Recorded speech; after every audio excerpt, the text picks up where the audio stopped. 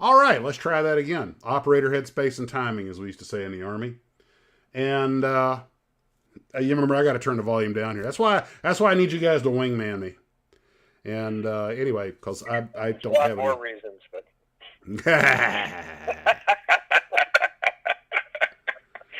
Just remember, boys, it's a family show, and what happens at the hobby shop stays at the hobby shop. mostly, unless you buy it and bring it home. Yeah, then it makes the cover of the paper. Anyway, all kinds of cool stuff to talk about tonight, and you guys saw some photos from the move. We're in here now. I'm in my office, and with a much better backdrop. I don't have to chase my spouse out of the bedroom to do the live stream. So everybody's happy. Everybody's happy. And Hooray, Monica. Especially Monica. And so anywho, let's see, what have we got going tonight? First thing, you guys know I did an unboxing. In fact, there's the Tiger tank right there, the orange tabby sent to me. And I have been wondering lately, when I was moving all this stuff, I developed a pecking order of the fragility of models. And I thought that would make an interesting thing just to kick off with tonight before we decay into our usual chaos and randomness. Now, this has been my experience. Except for bumpers and rear view mirrors, cars are one of the easier things to pack and move.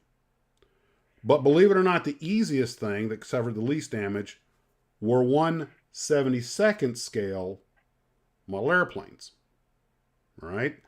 Even the biplanes. Because they're Ricky just so... says we got the band back together. Hey, Rob. It's Ricky, yeah. Yes, So, health has frozen over. It does happen. let's see, I think that would be Miami. Anyway,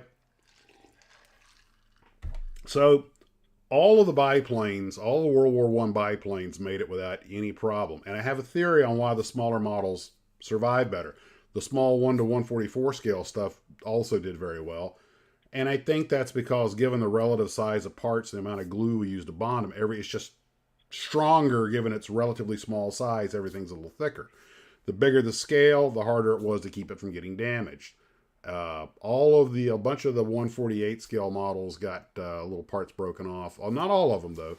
And most of the larger scale stuff had at least an antenna or something knocked off. They're just big. And in all fairness, I did knock some parts off putting them on the shelves, but there's nothing new about that. The helicopters did surprisingly well. I thought I would have more breakage. And you got to remember, I brought most of these things over like on trays. Yeah, and I would literally put them all over the floor of the bed of the van, drive them over and hand carry them in. And so if I brought 50 models, I made 25 trips in and out of the house with, one in each hand. The Felix stove so far has made it without any problems. But the things are, antennas are they're just begging, and pitot tubes beg to be knocked off. The big 148 scale jets had a little bit of breakage. Again, the bigger the scale, the more they broke. I don't have that many ship models, and I kind of hand carried them over. And the submarines are really easy to transport because the sub's fairly clean. With the military vehicles were really touchy. I broke almost every military vehicle except the tanks. Ironically, they came over okay because you can pick a tank up pretty easily, usually from the side skirts. But all the stuff like the missile transporters and everything, they have all these little appendages sticking off, so you got to be super careful. Believe it or not, Rommel's Rod and Patton's Power Wagon both made it over in one piece. But after a while, you start realizing if it's got antennas, pitot tubes, or machine guns sticking out, something is going to be sacrificed on the high altar of the styrene gods. Somebody said the tartar shrunk. You barely fit. I can fix that. Yeah, Garfield said that. Oops. And meanwhile, everybody really is interested in knowing. They're not concerned about the models. They want to know, where's honey? That's Okay. right. That's more important. That is kind of, since you asked, I will tell you guys, Honey has handled the move better than the internet said she should. You researched this? You think? What did you have a psychologist on hand in case you didn't do well? Doesn't everybody? You don't have a catologist handy to handle your cat's needs? Good Lord. What kind of human servant are you? What kind of staff are you? My wife, her career before she came to the U.S. she was basically a political administrator and a researcher. That's a lot of what she is she has a couple of master's degrees and she researches everything, which is why we don't make many bad purchases. Of course, she's the cat's favorite human. So she felt obligated to do her homework. Well, apparently cats are territorial. And it did not take us long to get away from models off on the first tangent, didn't it? But anyway, I know a lot of the glue troopers are cat people, so I'll just knock this out real quick and then we'll move on. Cats are territorial. They're always rubbing their cheeks because they're scenting everything and they get everything the way they like it. You move them to a new place. It can take weeks for some cats to acclimate. A lot of them will stay hidden. Man, when the movers were there, she was cringed in a corner. Even though, we did everything we could to make her as comfortable, had her surrounded by familiar stuff, she was terrified. And we were... That's because we thought they were going to move her somewhere else. Well, that was our job. But actually, even as we started moving stuff out of the house, she started, eating less and everything. So, which apparently is very normal. So we kept as much of her stuff with her scent on it, untouched, or her princess palace and everything. And we set one room up with all her stuff in it. And actually, they say it can take a week before they come out of the room. But she came out after the movers had left. She was coming out that evening and starting to sniff around and a lot of meowing. And, she slept with us in the bed because she wanted to be around familiars. And I think that's what we are. For those of you who are familiar with like the old... werewolf and vampire movies, that they have their familiars, their humans that they... Anyway, I'll let you check out your own supernatural lore. But anyway, today she's running around like she owned the place, so she's already doing pretty well. She's handled it a lot better than a lot of cats do. So Steve's Model Mania is about to step in a really deep pile. yeah, I saw Cats and Dogs. I'll let you guys fight that one out. I'm just here to serve her lordship, and the old saying, Ken, you own a dog, you feed a cat. Dogs have owners, cats have staff. Yep, that's true. So anyway. Except Snoopy. I actually have my Snoopy, a couple of my Snoopies right over there. I have the Snoopy hockey right over there, and Snoopy and his biplane is on the shelf for now. Everything's going to get rearranged. The shed, the guy called me today, but we were playing phone tag on a Saturday. But probably they'll put the order in probably Monday. I guess we'll get the thing in a few weeks.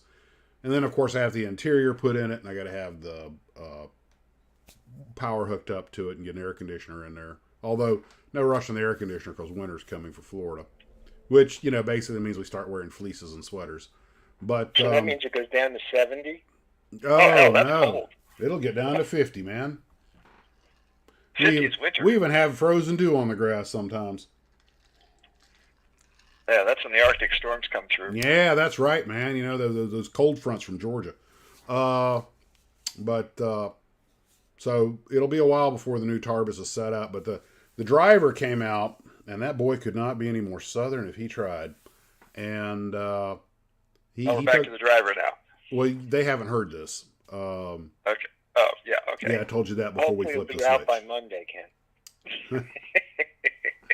Again, Ken misses another staff meeting and is a peg behind. But anyway, so the old boy, he's kind of like, it was tight, but he says we can get it in there. And, of course, we're getting the permits done and everything, so we're doing it all by the numbers. And by the way, you don't wear socks with your sandals. That's very tacky. Yes. And, Unless you have toe jam, and then by all means, please. I had a college professor that wore socks and sandals. I always assumed he had a foot infection, but I'm sorry, I digress. You are. So it should get in there, but the gate and the area underneath, he's going to have about 8 inches to play with.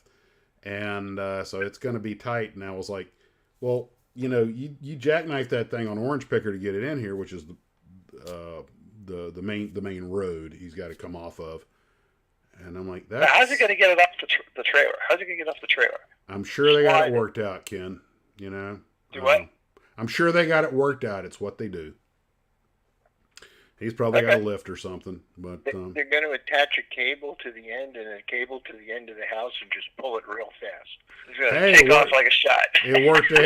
It worked in American Graffiti and Hollywood Nights. Yeah, I hope we get that on video. That'll be fascinating to watch. Yeah. Anyway, so but you need to think about that. I asked him. I was like, well, the main road out here that you're going to be coming off of is fairly busy. Now, you guys got to understand something, and those of you who aren't from the South, let me sort of explain something about what you might call Southern living. Down here, there is this is the kind of place where people still stop their cars and get out when a hearse and a funeral procession drive by. Okay? So it's kind of old school.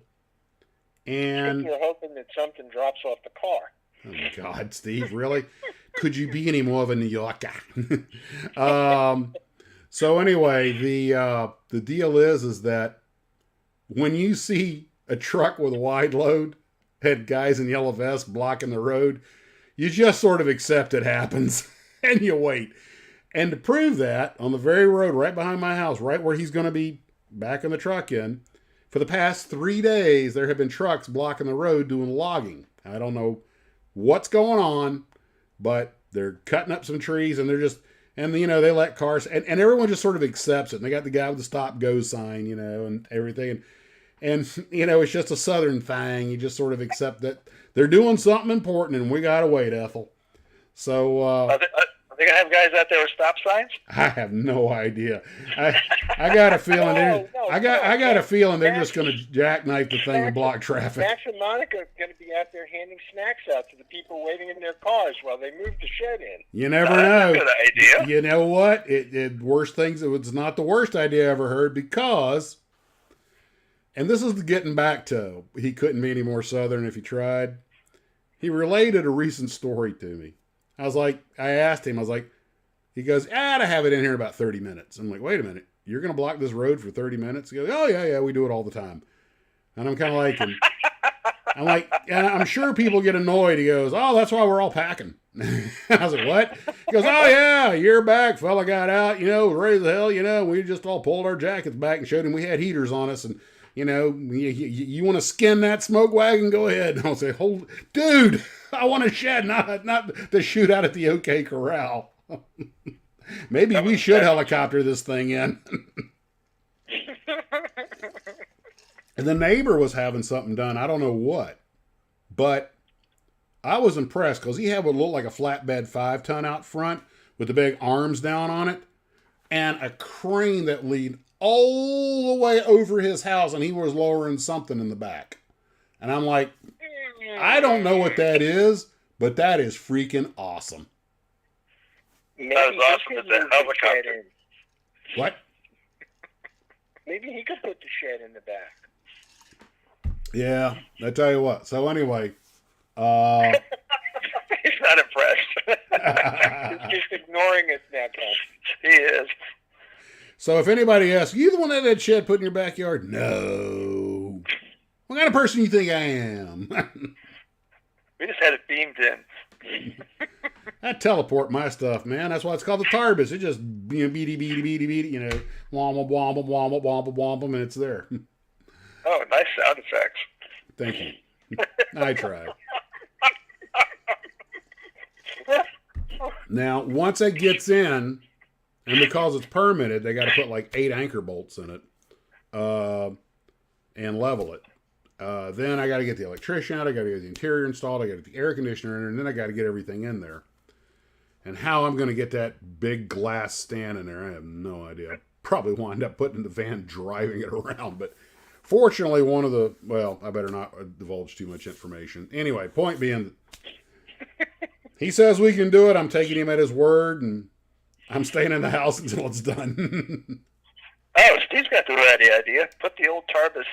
It should be in the Smithsonian right next to the Apollo capsule. Yes, I think so.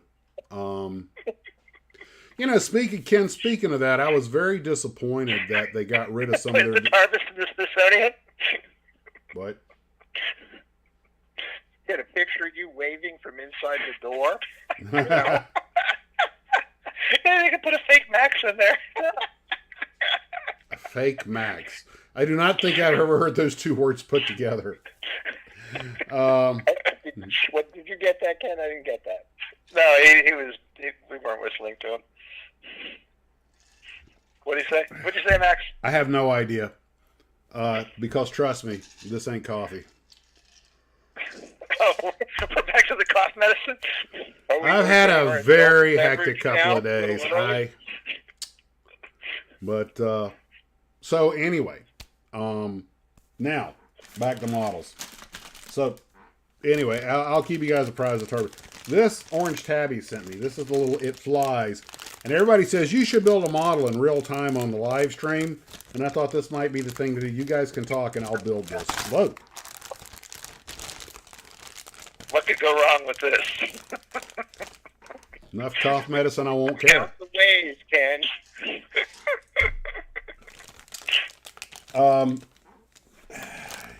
Now, is this a snap together? I have a knife, which, by the way, is the I can trust you with that. I guess he hasn't found the knives yet to open the package. And I should warn you, I'm going to illuminate everybody here. It sounds like I've got a friggin', I'm about to launch a 81 millimeter mortar round with a phosphorus parachute so I can, call in the artillery. I'm going to illuminate everybody. I'm going to do loose. Light them up. Light them up. My brother got me this. You can't really see it, but on the blade it says Big Max, and that's the name of the knife. I've had this, God, I must have had this thing 30-something, almost 40 years. But it's still got the original edge on it. No, I learned recently watching... Trey says, that's not a knife. That's not a knife. This is a knife. I missed a golden opportunity when I was at Ian's doing that unboxing of the stuff Garfield sent me. When Ian pulled out his knife, I didn't because I knew he was just trying. I was like, oh man, I should have made a snarky comment, but when he pulled that knife out, I felt like being polite. But anyway, the proper way to say it, believe it or not, is knife. That is actually the original. All the words with what we call the silent K were in the English language were not originally silent. The K was pronounced. But basically, like people texting today with emojis and LOL and abbreviations, English got lazy. Really says that's not a knife, it's a toothpick. I was just going to say that. Okay, I would do the whole toothpick thing, but I guarantee I'd slice my lip open. So. And Trey says Big Max, is that like jumbo shrimp? I do love jumbo shrimp. Since Trey, and everyone can blame Trey for this diatribe, since Trey brought it up, believe it or not, even though jumbo shrimp are bigger, smaller shrimp and smaller lobster have better flavor. The bigger shellfish get, the less actual flavor they had. I guess they're only born with so much flavor, and they get big, it gets thinned out. But that's what I was just thinking. And thank you, Mr. Cousteau. You're very welcome. Oh, it's my pleasure. By the way, you're welcome for the aqualung.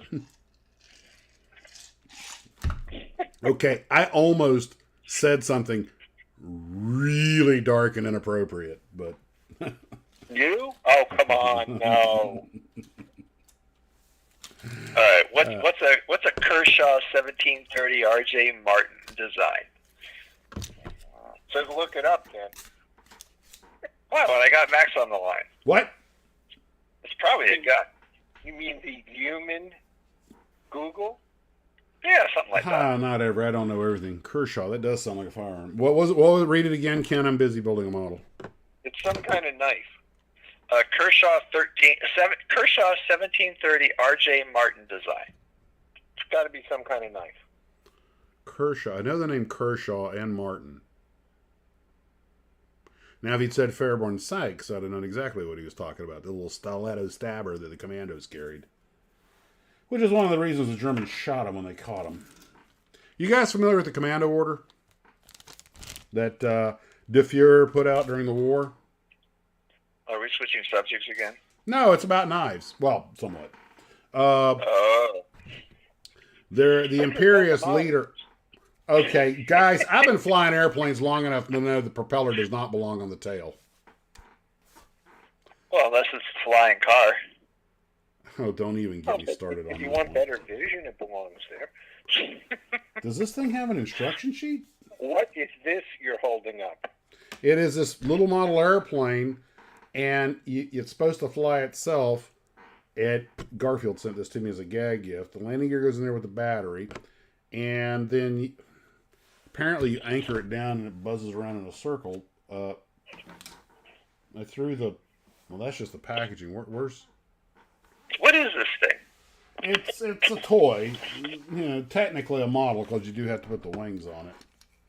A model of a what?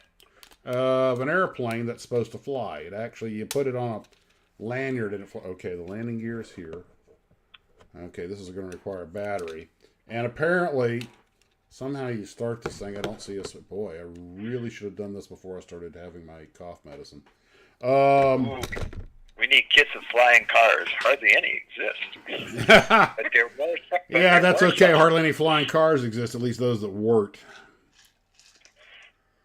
There was a flying car kit in the 50s.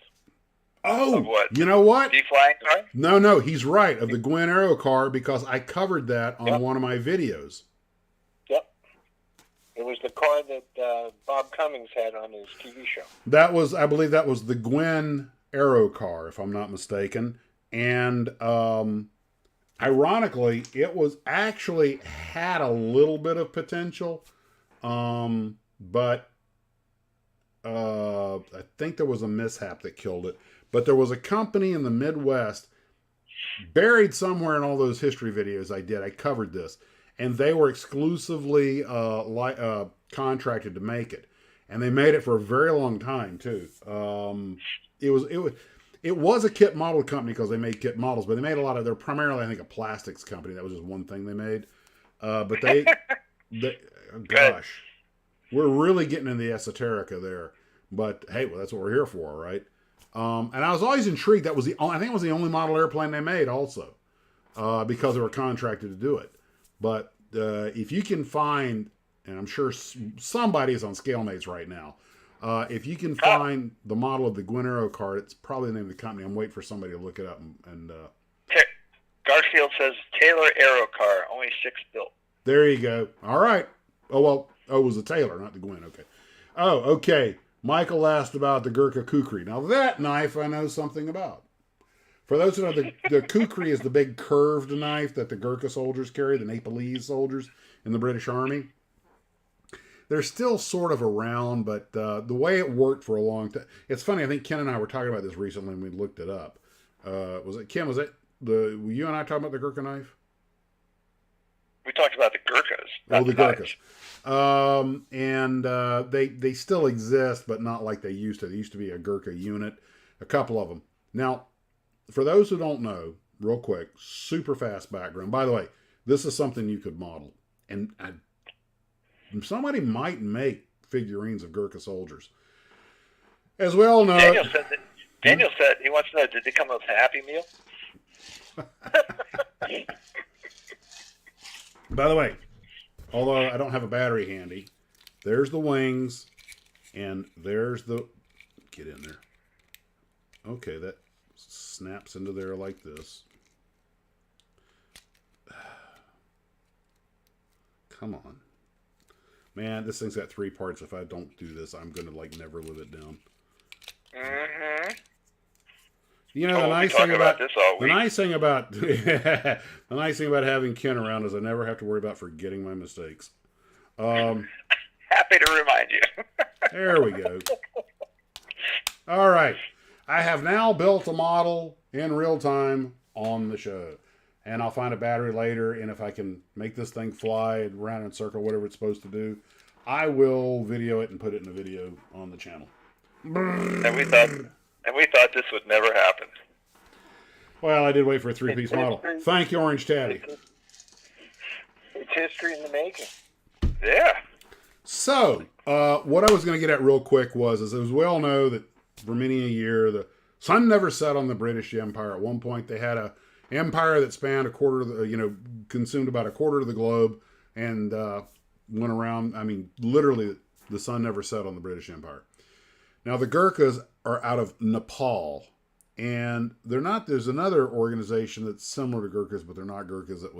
That somehow never rose to fame. But the Gurkhas turned out, living in a rugged, impoverished country like Nepal, they were natural soldiers, and they were insanely brave. Some people said to the point of being suicidal. But in the 70s, actually, 60 Minutes did I don't know if you call it an expose, but did a story on them. And they interviewed, now all of the officers were British. The enlisted men and the NCOs were Gurkha. And they were talking to the commanding officer. And he said that one thing about being commander of a Gurkha unit is if you say for something to be done, it's simply done. There is no questioning or back talking. They just do it. And the most important thing, they would go to Nepal every year and hold tryouts. There were 2 things that were absolutely imperative. One was that they be the son of a Gurkha. That was huge. And the second was, of course, a physical fitness test, which all of them passed without any trouble because of the rugged terrain in Nepal. They were all in excellent physical condition, but they only selected a small number. And it shows these Gurkha men just crying because they didn't get picked. I mean, in an impoverished country like that, to be a soldier meant 20 years in the British Army, seeing the world, being well paid, and getting retirement. Although, Ken and I found out when we read the story that they were actually paid less than regular British soldiers for a long time. But anyway, that was obviously a source of some contention. But still, it got them out of Nepal. They didn't get selected. The rest of them got turned into pickles. Now, the rest of them were stuck trying to eke out a living in Nepal. But when they got in the army, this is good, Max. This is good. Mike McClay says the sun never set on the British Empire because the good Lord did not trust them in the dark. Yes, because they had Lucas electrical systems in their vehicles. Clearly, the good Lord had owned something with a Lucas electrical system. Lucas, the Prince of Darkness. So anyway, and most guys I know who had cars that had a Lucas electrical system to replace, or motorcycles, replace them with Joe Hunt magneto systems. But that's a whole nother thing. Anyway, the Gurkhas, though, you have to understand they were uneducated. They literally had to teach them how to read a watch, how to tell time, things like that. The education was very basic. But to a man, every one of them, mustered through, learned. But the Brits, to their credit, if you wanted to be an officer in a Gurkha regiment, which meant that you were commanding some of the most professional, highly disciplined soldiers on the planet, you had to learn to speak Nepalese. The Gurkhas were not required to learn English, although most of them did. The officers had to learn to speak their native tongue, and the army made sure that they were fed traditional Nepalese food. So they had very specialized kitchens. And, of course, the morale of the Gurkhas was through the roof. So let me tell you a Gurkha story. I believe it was in the Italian campaign, but I could be wrong. The Germans held the high ground over some jagged cliffs. They were so confident that no one could scale those cliffs, they didn't even bother to guard them. The Germans had been up there for a while. We couldn't get them out. So the Brits sent the Gurkhas in. They scaled at night, with no mountain climbing gear, a sheer rock face cliff. But that's only the first half. They got up there in the middle of the night, and according, to what I read in a published book in the 70s,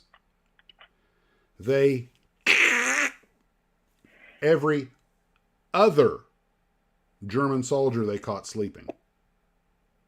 So when the Germans woke up, and then they went back down the cliff. So when the Germans woke up in the morning and saw every other man had had his throat cut in the night, they freaked, grabbed their crap, and ran. Not walked, ran off that mountain. And the British simply... I thought you were going to say they all bought lottery tickets. And then the British basically occupied with no resistance. That is a Gurkha. Now there's a famous, and you can probably Google it and find it. There's a famous, because Gurkhas aren't physically very large normally. There's a famous meme that shows a Gurkha soldier, and they have a very stylized uniform. It's not a standard British uniform. And they have the Gurkha hat, which is kind of like an Australian hat.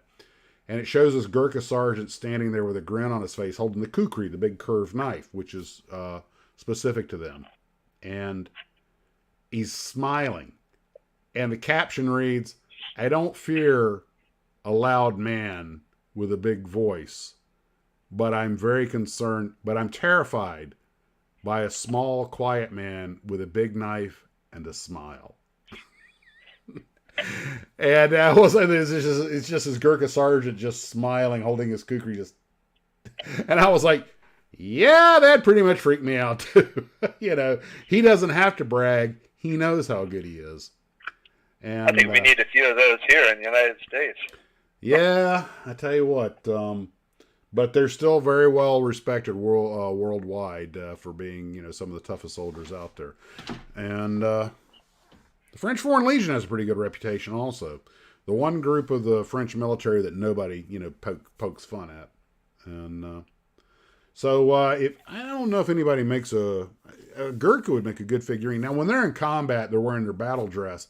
They're equipped like regular British soldiers, although sometimes they still wear their berets. But they're not to be trifled with. They have no qualms about dispatching the enemy. And Gurkhas of North Africa to Brooke.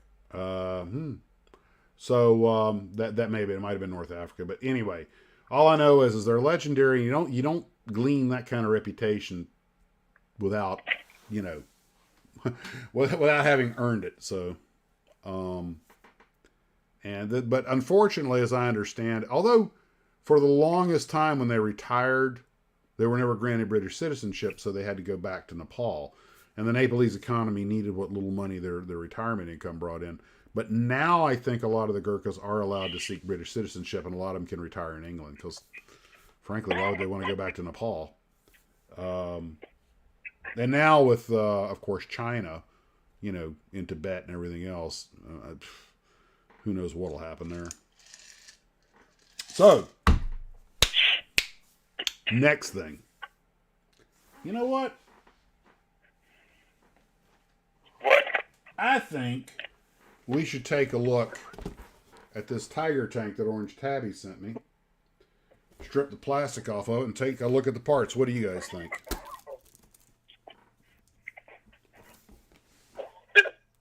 Sure. Wow, that was a resounding okay. Thanks a lot, guys. Big support there. Okay, no worries.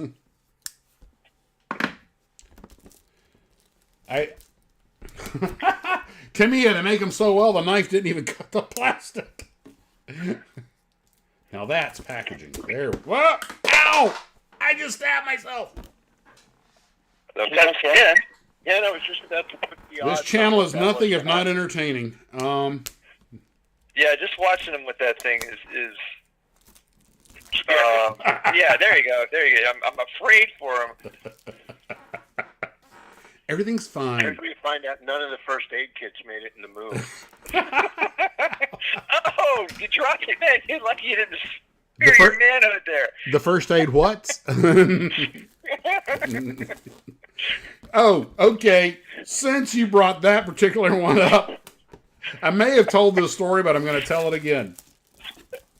What? You guys may notice I have a thing that looks like a wart right here.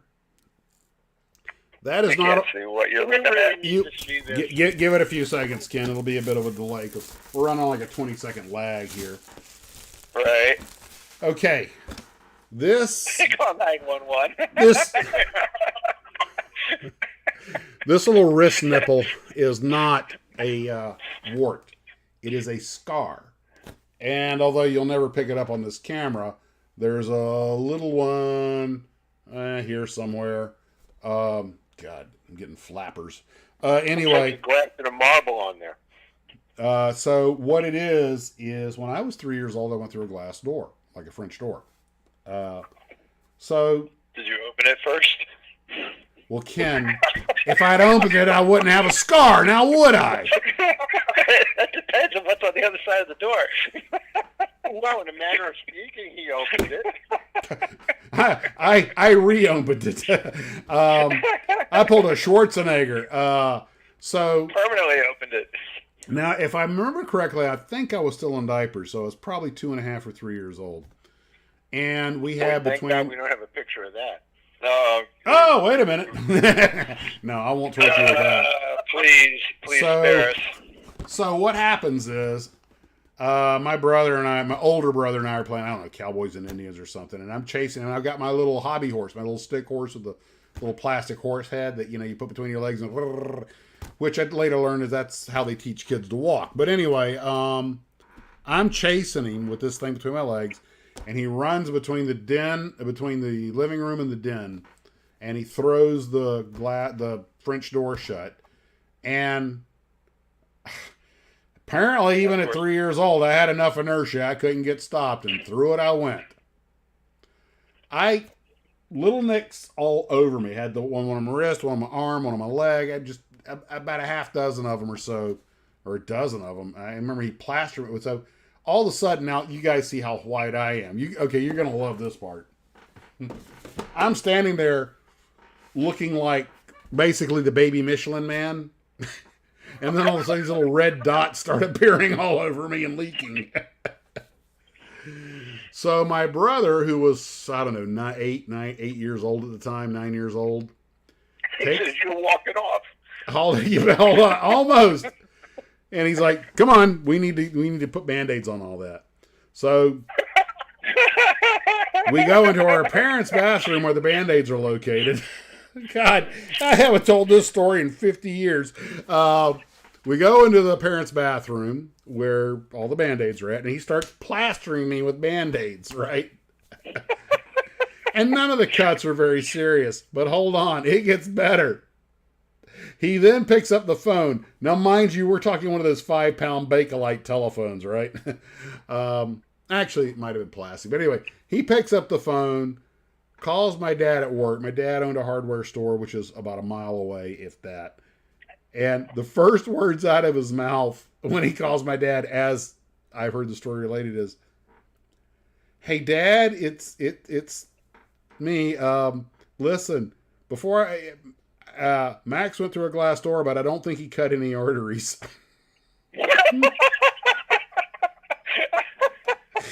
About 2 minutes later, my dad comes flying home in the company truck to do an on-site assessment. Just the thing a parent wants to hear from their kid. Hey, listen. First off, I don't think he cut any arteries. God. And of course, his children were like, "This is kid logic 101." Well, I had not cut any arteries. They were all just little nicks and stuff. But apparently, when he put the Band-Aid on this one, it was just a little piece of skin that got turned up. But when he put the Band-Aid on, it got turned and it left that little, I call it the wrist nipple. And, hey, I'm just calling it that before somebody else does. So anyway. Nobody else is going to call it that. Max. Hold on. Oh, I didn't tell you guys about the time he cut all my hair off. Actually, I have told you guys about that one. No, you just can't buy memories like that. Take it off. What? No, he's shaving bald. You could just take a pair of cutters. You could take it right off. That's exactly what happened. Why is this thing still open? This is dangerous. You should not allow someone to drinks to play with knives. Excuse me, knives. Certainly, you play with knives. I'm not playing with it. I was using it for business purposes. Speaking of which, we're going to get into this model.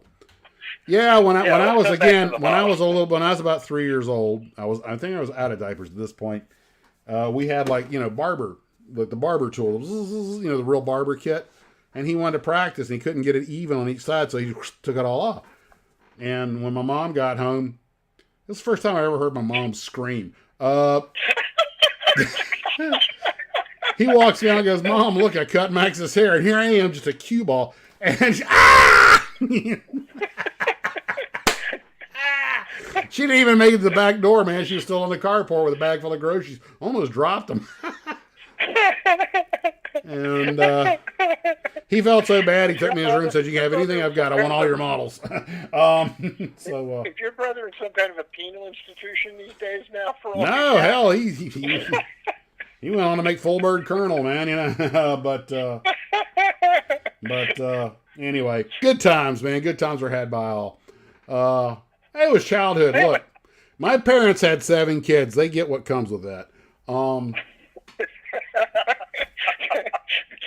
I don't know, Max. I'm not sure about that. But again, relating this back to models, though, is that he felt so bad that he said, "You can have anything in my room you want." And I picked out all. I want your models. I want that one, that one, that one, that one.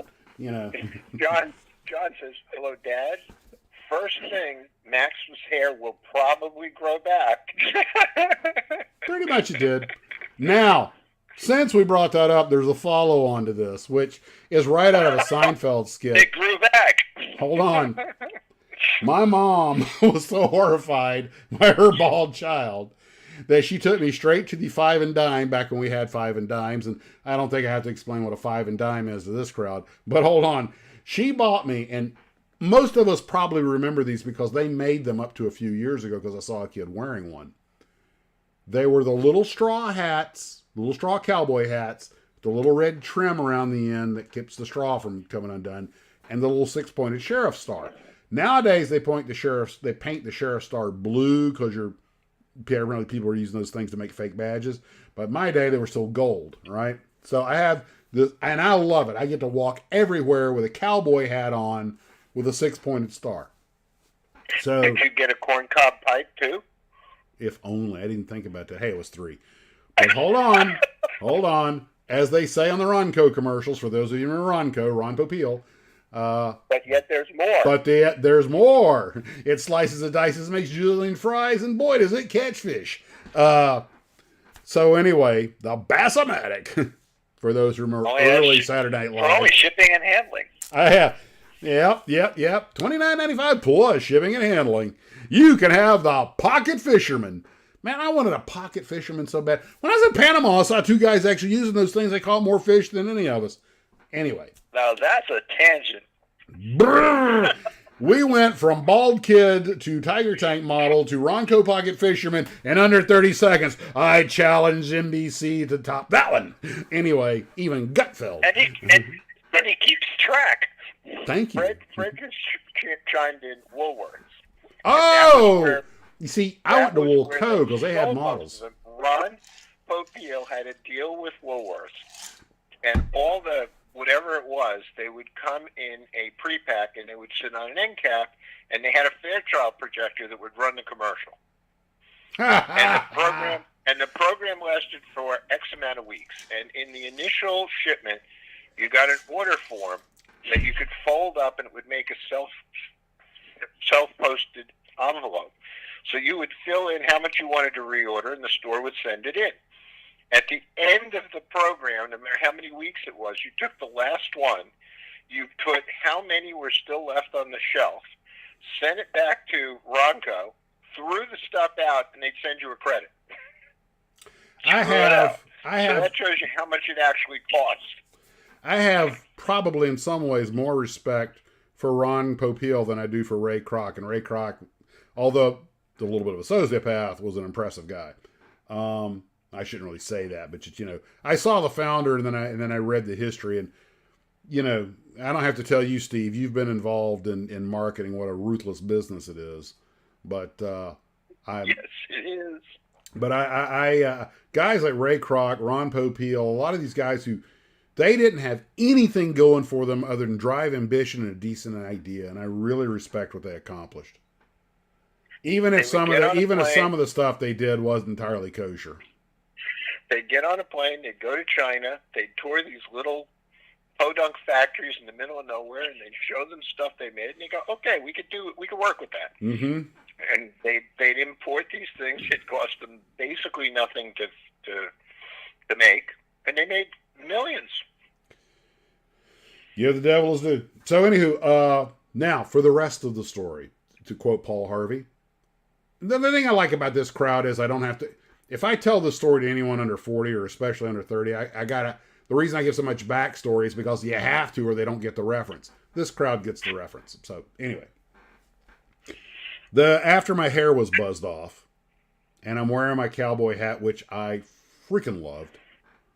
By the way, somebody commented that you didn't get it all back. No, there's still a spot up here, but I think that was going anyway.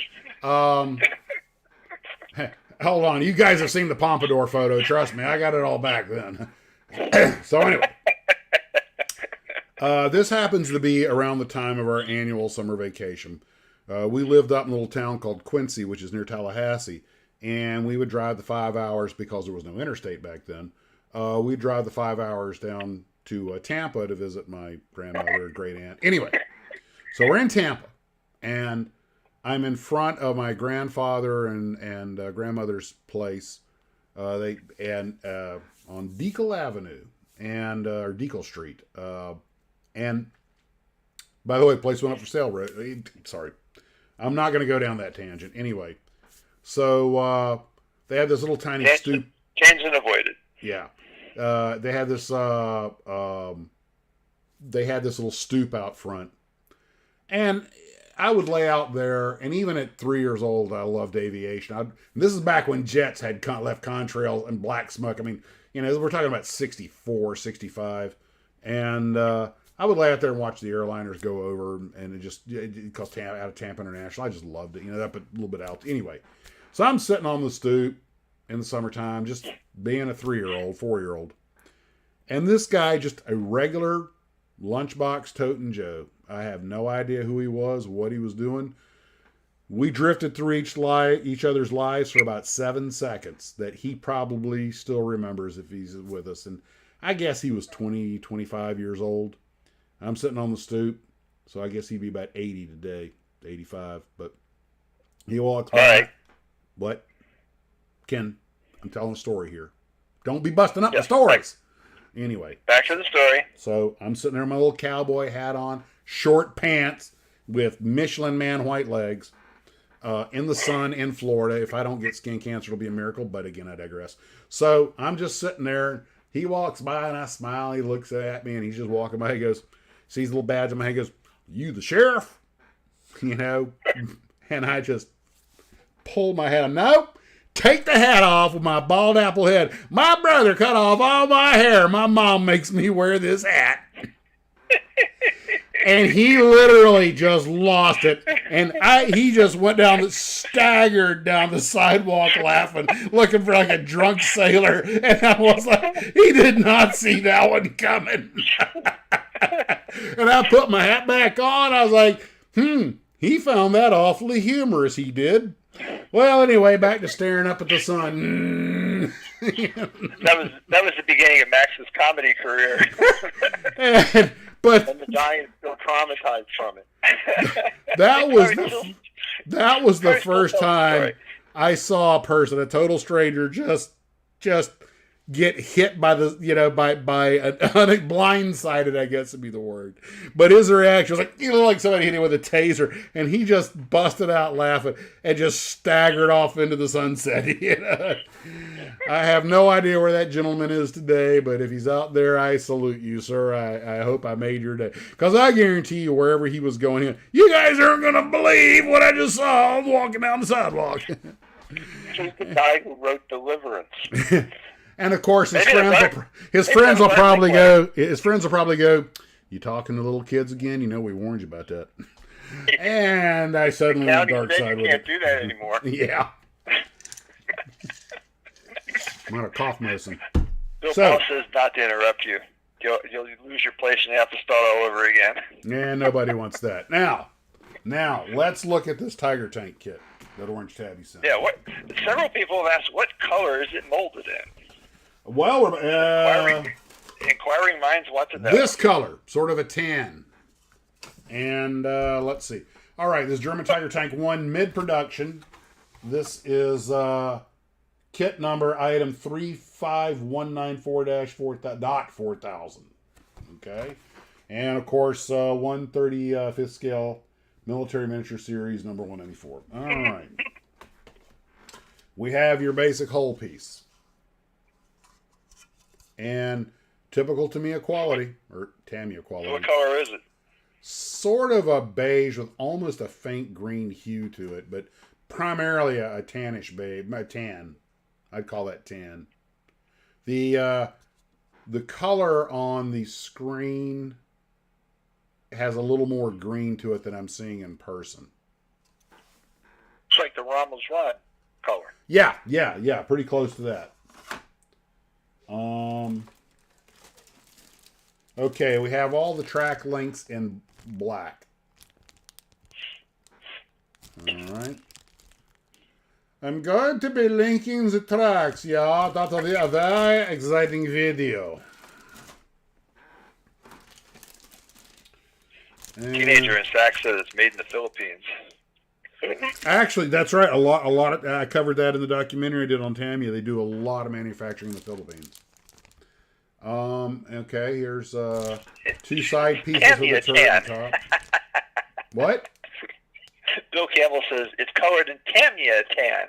Tamiya. We're gonna call it Tamiya. And whatever it is, Tamiya. Typical Tiger. Lots of road wheels. Yeah, road wheels are good. Yeah. So good. Fair number of detail pieces. What? I said whatever that was. So good means very good. Let's see. Here we have the bustle, the exhaust cans, some hatches, the tow ropes. Here's the barrel, two-piece barrel for the gun. This is. Are you gonna put that together in front of us? Good God, Ken, you got all night. Here are the instructions, and exactly what you expect from a Tiger tank. Yeah, I should build this in the Panzer Kampf. You know what? Maybe we'll have an armor build. This will go. Well, I've got. Where's my? I got my armor right here. There's the Sherman. I know. Where's my Panzer Kampfwagen 4? I thought it should. It should be right here. Why did I move it? Anyway, but that's monogram. That might 1/32 scale. I had covered this before, but you know the fact that Monogram makes a lot of their armor in 1/32 and everybody else does 1/35 is mildly infuriating. I mean, you can use them together. It's hard for people to notice the difference, but some people will notice.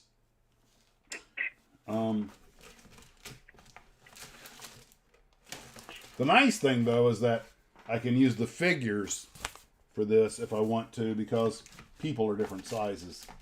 And the nice thing about 1/32, 1/35 is that you can. Okay, where's the figure? And I see his arm. Oh, there he is. There's the figure. So, of course, obviously with these things, you got to paint as you go. Because there's no way you're getting all that detail in there once it's all together. With those interleave road wheels.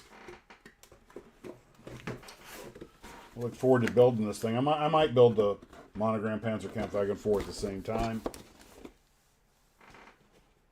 Why don't you mix the parts? Yeah, that was one of the problems the Germans had. Nothing was interchangeable. Which did not help the war effort. It's one of the big advantages we had with the Sherman. Is that largely parts are interchangeable. Not only with tanks, but also with trucks and Jeeps. They tried to use the same bolts, nuts, and washers as much as possible.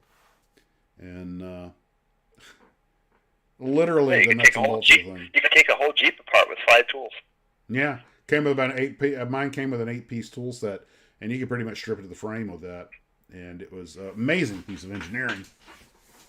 But that's live events of all. Wait a minute, I should not be saying that with a German accent. Oh, by the way, Steve, I was going to tell you, I got this holding the microphone up, but the little topo here. Yes. Bruce did one of these recently, and it's actually a fairly challenging kit. And as we pointed out earlier, it comes with enough parts. If you had a second body, you could pretty much make 2 vehicles. Good on Atlantis for that. That kit was really made from compiling some of the parts packs. Well, Jim really, I'm impressed. Jim really outdid himself with that one. But what I was going to bring up was that thing I did last live stream about the California street culture. Yep. One of the photos, I realized one of the cars in the picture was you can only see the back half of it, but it was one of those little Fiats, but it had been rotted out. Why don't you tell us that when they did that, there was a company that made the fiberglass bodies. I forget what the name of it was back in the 60s. And they went to their factory and they gave them one of the bodies and they measured it all up, and that's how they made the body. Why don't you, real quick, I remember you telling me, give the rundown on how that thing became so popular with the hot rodders, because that was a pre-war design. It was a pre-war design. It was a small car, so you could put a big motor and a short wheelbase. And most of them were the fiberglass body replicas because they were lighter. And they've been cranking those bodies out since the 50s. It was a popular car. It was a popular car in Italy before the war. It was basic transportation, cheap. It was basically a 2-seater car. Great on gas, and a couple of them made it over to the U.S. and then the hot rodders in California got a hold of a couple of them, and I forget who the company was that made the fiberglass bodies, but then all the drag racers started using them because they were small and they could put a big motor in it and it weighed nothing. Was this something the GIs are doing when they're over there, or it had nothing to do with that? No, it didn't have anything to do with them. And then when Jim did it, it was part of the parts packs from Revell. And if you look at the parts packs individually, there's another one with a Bantam body, which is the Roadster without a roof. And so if you got this Atlantis kit and you were able to go on eBay and find the Bantam body for it, you could make a whole separate car. Huh. Well, I snapped a photo of this going over to the car get together today, and I couldn't quite make it out. I was thinking it looked like a Dodge or a Ford from, I would say, about 46. What, can you make that out? Yeah, it looks like about a 42, 43 Ford. Okay. Yeah. Now these are much bigger cars than the Topo, or than the. Yeah, they're way bigger cars. Way bigger cars. Much heavier, steel bodied. But they're a lot. I like the design. They're beautiful cars. Well, yeah, they're very popular, and they're very popular with hot rodders because you could do a lot to them. Now, initially, they a lot of them came with flathead V8s, and so there were a lot of optional parts that you could buy aftermarket and soup them up, and that's what they did initially. Now they put tube frames in them, and they put crate motors in them, and superchargers, and the whole 9 yards. But they're a big car. You can fall a bunch of people in them. That one there has really narrow tires on it, so I'm thinking that if he's got another motor in it, it's probably a small block because they're not really wide tires. Okay. And he could have the original flathead in there. Uh-huh. But it's nice. Well, while I was over there also, another thing I saw was we happened to see the military vehicle corner, mostly Jeeps, Willys, and GPWs, although one guy did have a what looked like a half-ton truck, a command vehicle. But all of them had D-Watt machine guns on them. And, there you go.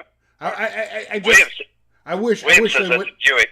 Well, I wish they wouldn't make the guys put the big orange Amish triangle on the back because at least when you're on the display, yank that thing off, man. You know, that's artillery bait. You know, and I had my Jeep, and I got to admit, driving around in traffic, and I took Ken in traffic a few times with it to his ultimate horror. I really felt, like, man, we are so freaking exposed in this thing in traffic. And Ken and I were leaving. We're at an intersection of Loretto and Marbon, and we were coming out of we had the green light and everything else, and we tootle into traffic, and this, I hate to say it, it's so cliche, teenage girl on a cell phone just pulls out in front of us and makes her left turn. And I'm like, Ken, screw the horn, get the machine gun. And we looked at her, and then she looked up at us like, what? And kind of like, die. I'm trying to use my imaginary Sith powers to force choke her, you know, but... Well, there's a lot of that going on. Wait. Hey, Max, William says that's a Buick. Is it Buick? It could be. They pretty much all looked alike back then. Yeah, I can't tell them apart. And I saw one guy in a 58 Mercury, but he had removed all the logos because he customized it a little bit. And I just had to walk up to him and ask him what it was. I said, it looks like a Ford, but I don't think it was. No, it's Mercury, 58. And I was like, okay, beautiful car, but, you know, it's the reason they put those big labels on them, guys.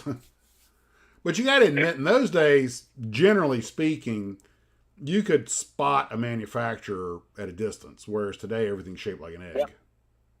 Yeah, they all look alike now. Some people ask, how come they don't make models of modern cars? I'm like, because nobody wants them. So the question is, did the Buick beat the Toyota next to it? Right turn?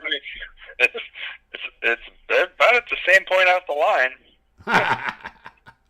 I don't know. I was busy driving myself, but anyway, I just thought you guys would get a tickle out of that. Actually, I took the picture. I told my wife, "Oh, this would be great on the live stream." She's like, "Yeah." Out of the way, woman! I'm trying to take pictures of the live stream. You never have a bazooka when you need one. Sad to say, yes. Those old cars were really built strong. I had a friend of mine who used to say every time that somebody cut him off, he goes, boy, he says, I really wish I had like a 49 Hudson. He said, because you could slam them, and he said their car would fold up like a card table in a hurricane, and he says you'd kind of knock the dust off your chrome. My mom's 67 Cadillac and a roughly, I guess, 1978 Datsun kissed bumpers. And the Datsun got a fold in the bumper about the size of my hand. And the Cadillac literally had the dust removed from the bumper. Not even a scratch. I think the chrome plating was thicker than the bumper on that Datsun. And I drove it out to pick up. I got one for you guys. I had an Opel Kadett when I was in high school because we had moved out of the neighborhood, but we wanted to keep going back. So our dad got this car for us to take back and forth to school. And you admit to that? Okay. Anyway, I got to say something, Bill. The Charger's different. The 2021 Charger's still a real car. Go ahead, Ken. 72, back in 72, something like that. And we got the car used, so I don't know how old it was. Anyway, so I decided to ask my dad if I could take the car out on a date.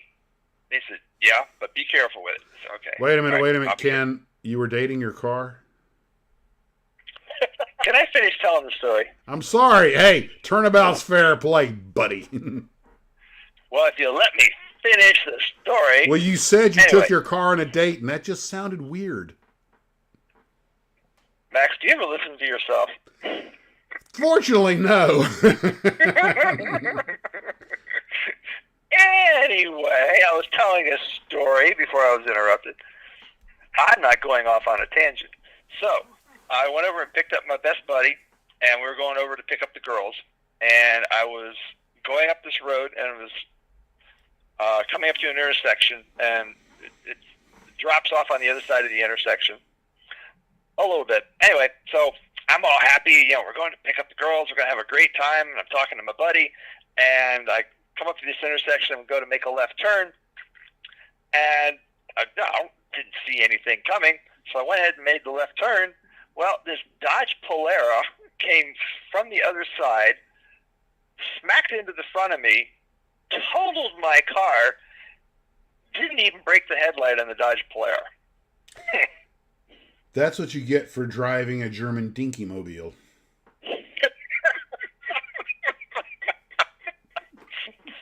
What do you think? What? Too soon? How did you wind up in an Opel Kadett? They were out of Trabants? I have no idea what that means, but it was the cheapest thing my dad could find, which is why he bought it. You don't know what a Trabant is? The Trebby? That's that cheesy little East German copy of a Fiat. Which is horrible, which is like the worst car ever made. Well, the next car he got us was a 67 Olds Cutlass. That's moving up. With a two-speed transmission, because Mom was afraid we were going to kill ourselves in the Opel. Well, you almost proved her right. Through no fault of your own, of course. And then a few years later, my brother totaled that one, so we're even on total. Okay. Oh, Ken still has hair salvaged. Yeah, Ken. And then your dad said you could get your own cars. Yeah, by that time we were out of high school, yeah. We're close to it. Ken, you're going to have to forgive me for this one, but I just can't let it go. Is this back when you had girly hair? We've all seen the photo. Ken had hair to his shoulders. It wasn't quite that long. Or as we said back in the days, as my grandfather would have said, long-haired hippie freak. How long has it been since any of us have shouted, long-haired hippie freak? God, I miss the 70s. Max, if you said that back then, everybody look at, what is he talking about? What do you mean a hippie? His hair ain't even at his shoulders. What, is he in the military or something? You mean us? What? Oh, Lord. The one shouting the long-haired hippie freak. Well, you usually shout about somebody with a crew cut and battle scars, but, oh my God, long-haired hippie freak. Well, okay. If we're going to get in the Wayback Machine for a minute, I'm going to play a little game here. Back when Revell and Monogram and Aurora were all still cranking out models, so we're talking the 60s and the 70s. Let's think of some things you would have said that someone under 30 would not have a clue what you're talking about. From the 60s now or back then? In other words, something we would have said in the 60s or 70s that someone born in 1980 wouldn't even begin to understand. Boy, that Nancy Sinatra's hot. Yeah, there's one. Yeah, those boots were made for walking. Let's see. Okay, Max, check your cell phone. Check my cell phone? Check my cell phone, okay. I have a message. Yes, Ken. That's the picture.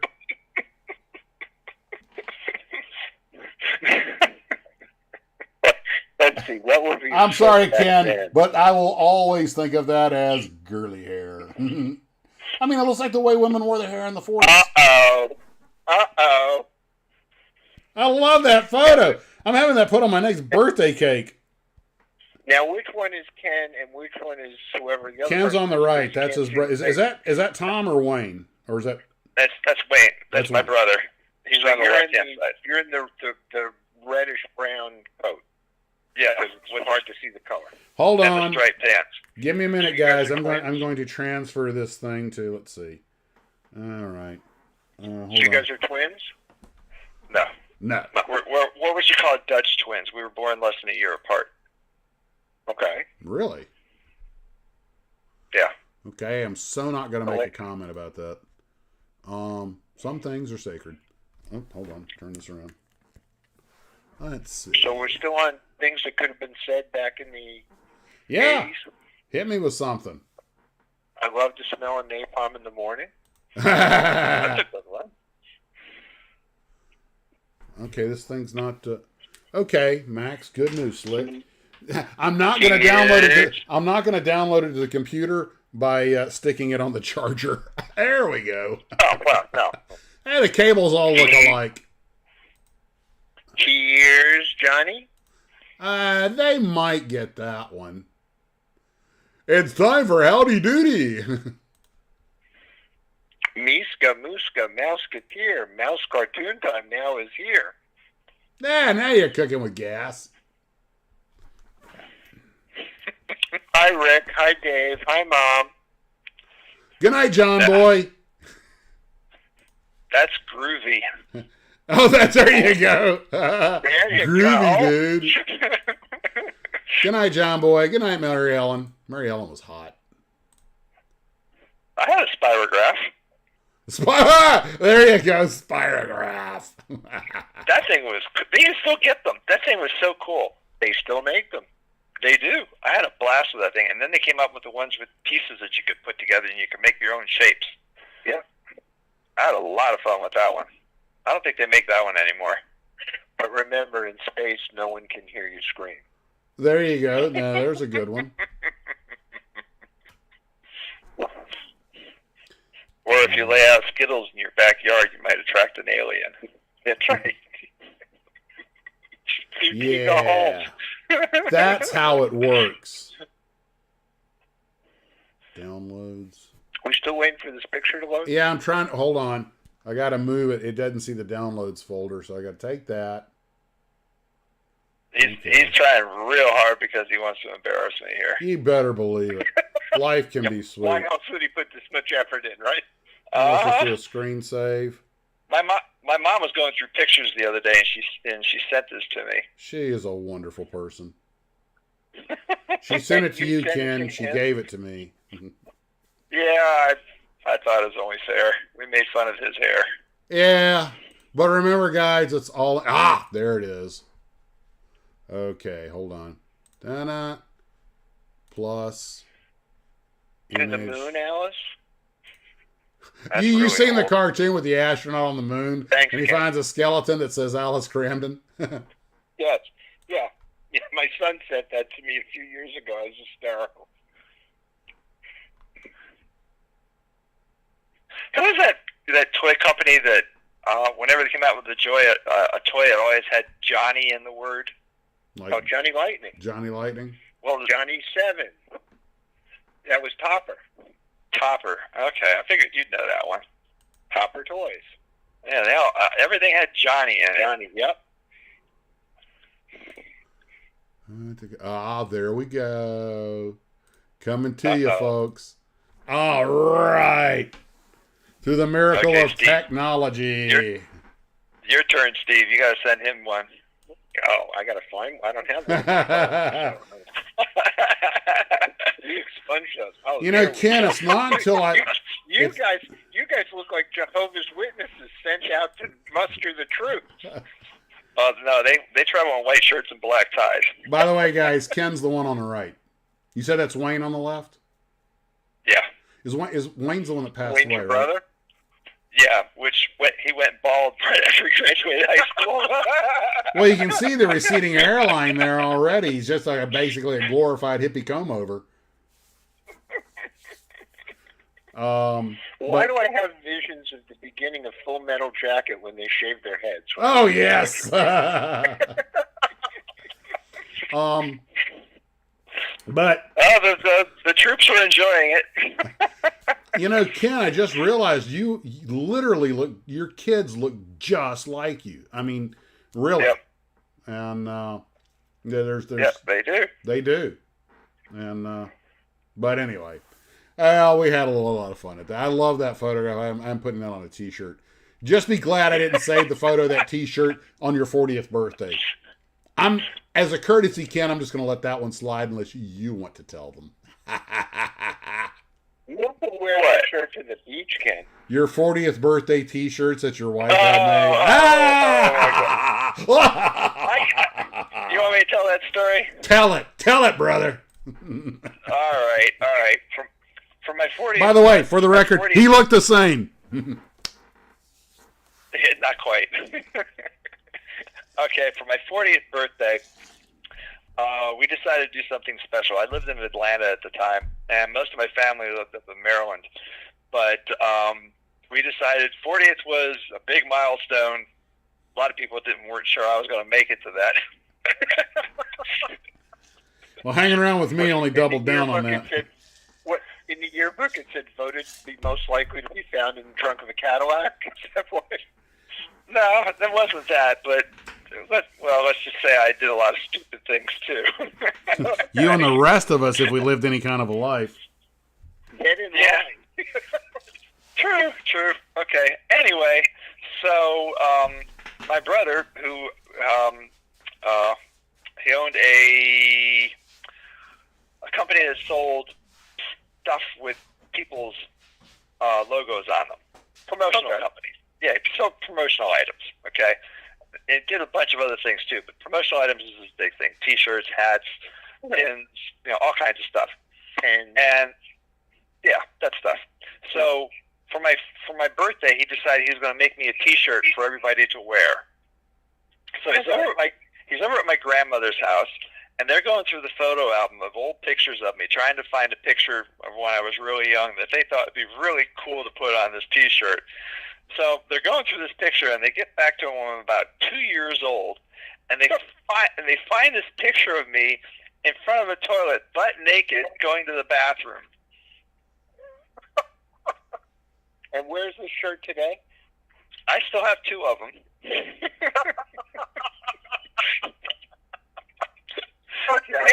Anyway, so he said, "That's perfect. That's the picture I want." So he must have made 20 of these shirts. Okay, I had no idea this was going on.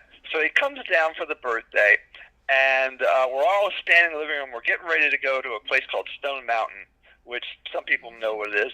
It's an attraction out in the suburbs of Atlanta that have a big carving on it of Southern generals. Anyway, yeah, I've been there. Oh, okay. So that's where we were planning on going. Anyway, so I forget who. I think might have my brother said, "Oh, Ken, hey, you need to go get this, from your room." And I go, "Oh, okay." So I go back to the bedroom, and I get whatever it is, and I come back out, and in that short period of time, everybody had one of these T-shirts on. Even my mom. Oh God. I was like, oh my, I don't embarrass easy, but oh my God, I couldn't believe they were wearing this stupid. I'd seen this picture before, and I knew it existed. I wish I'd burned the damn thing. Anyway, everybody thought, oh, that's so cute. So we go to Stone Mountain, and everybody is wearing this dumb shirt. And they said, "Ken, if you don't wear the shirt, everybody's going to know it's you." Trust me, Ken, you look like you. Everybody knew it was you anyway. Maybe. Anyway, so we're in Stone Mountain, and we're standing in line, and this woman walks up. She says, "Which ones?" Oh, underneath of it said, what did it say? Ken, father of 3. 40-year-old father of 3. That's all it said was Ken Mix, 40-year-old father of 3. Any questions? Any questions? That's what it said on it. Yeah. You are so lucky I don't have a picture of that thing right now. So this woman walks up to our group and she says, "Which one of you is Ken?" And I point at my brother. And I said, "Thanks for I said, these T-shirts are really cute, aren't they?" Yeah, they're just freaking adorable. And this is how we torture Ken. Oh, the Frito Bandito. There's one. Talking about stuff, people under 30 wouldn't understand. What? The Frito Bandito. Oh, yeah. Oh, yeah, that would, holy cow. If that was on TV, there would be a rush of lawsuits like you wouldn't believe. Yeah. Hold on, guys. Time out for just a second. Ricky, I'm taking your advice. Susie Chapstick. Oh, Susie Bake Oven. Oh, Easy yeah, Bake Ovens. Susie Chapman, yeah.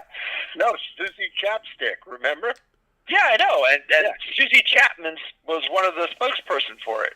Oh, I didn't know that. Well, that made me think of Easy Bake Ovens.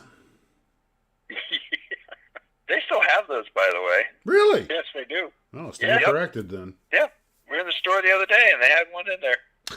How dare you try to pigeonhole women into blah, blah, blah, blah, blah, blah, blah, blah, blah. White noise. What, into being homemakers? Yeah. Oh, no, the one that Ken saw is the LGBTQ version. Oh, God. Oh. Careful. And back to models. You're going to get me in trouble. Steve, you're the reason I drink. Let's look at another model. Man, this is great having models right behind me. This is so cool. I can just reach over and grab one. This was sent to me. This is a vintage Monogram Constellation model. And hold on. I realize you guys are on a lag. You can't see what I'm doing. Everyone else sees it as it broadcasts, but you two were on the phone, so you're getting real time. But Ooh, not nearly as nice kit. Hey, yeah, but it's in 2-color molding. Fuselage is in white, but the wings are in gray. From silver. I think Mike Mishap may have discussed that about molding like that, because I know this is one of his favorite kits. This must be a repop because these decals look a little too new to be. Oh yeah, this is because it's got the monogram patch, so this is a repop. That's fine. That way I won't have any guilt about building it. God. For the days when flying was a gentleman's affair. Of course, as much as we romanticize these old airliners, you have to remember. And by the way, I know most of you guys have been to Mike Mashap's channel, but he not only did videos on the artwork, he also did videos on the instruction sheets, which are, the art gets you to buy it, but the instructions help you build it. And I've seen the one, it's actually, this model's on the cover of Craig Cadera's book about collecting plastic models. And he did one he built himself, I believe, and fantastic work. This is a good model. You can make a really nice looking kit out of this. And it doesn't have a lot of nonsense detail that no one's ever going to see. That's one of the things that seems to be... The one that Mike showed on his channel when he was doing the video about kits, and this was one of them, is the build-up is the one that Craig did. Oh, yeah. Mm-hmm. Which was very nice. It's a nice kit. It is. I have that book here somewhere, but all my books are boxed up right now. And I barely got this. No, they're not. Monica threw them out. I know. They're in the garage, but I tell you guys what, though. Somebody made the comment earlier about I barely put this together. That's no exaggeration. I barely did get this all together. I just found my computer glasses, which are fixed at the focal length for the camera, or for the computer. I just found these about 30 minutes before we went on air. Otherwise, I'd be doing this all the time with these progressives trying to find the right angle. And hey, by the way, real quick, guys, just make just a yes or no, or a yes. Do any guys out there have any special glasses that you use for model building, like fixed focal length or something? Because it dawned on me that these are perfect for the computer. These are fine for flying and daily, where you're looking around different ranges. But I wonder if I should get some glasses made that are just, these work pretty good for building models, but sometimes I'm wondering if I should get some glasses made just for the the finer work. That's what you got magnifying. I got my magnifying glass for around here somewhere. But it's one of those things that sometimes you're thinking, well, if I'm going to build a shed just for models and have a room dedicated to it, it's silly not to have proper optics. Steve, do you use anything? Okay, check your phone again, Max. Check my phone. Steve, do you do anything special for your vision when you're working on models, or you just use a regular? No, I have a light with a 5x optical magnifier in it. Okay. So if it gets to that point where I need it, that's what I use. It's on a arm, and I swing it over. But I pretty much don't wear my glasses because I'm nearsighted. So not really. Now I know some people use the magnifiers that you wear like glasses, but no, I don't do that. Ken, I'm not going to share this without your consent because it's hilarious, but it's. I wouldn't have sent it if I didn't want you to share it. I didn't think so. I just wanted to make sure. Hold on, guys. I'm going to need a second. This is... I got to be honest. Of course, you know me, Ken. If I had a picture of me doing this at that age, I would show it to the world in a heartbeat. Unfortunately, since the only picture I have like that is me as an adult, the judge says I can't. Yeah, that's called pornography. No, that's called... Oh, my God! I think it's called assault with a visual weapon. Yeah, we could do with that. There are some things you just cannot unsee. Yeah, somebody made that comment earlier about your comment about your thing on your arm. Yeah, that's what you get for tuning in, people.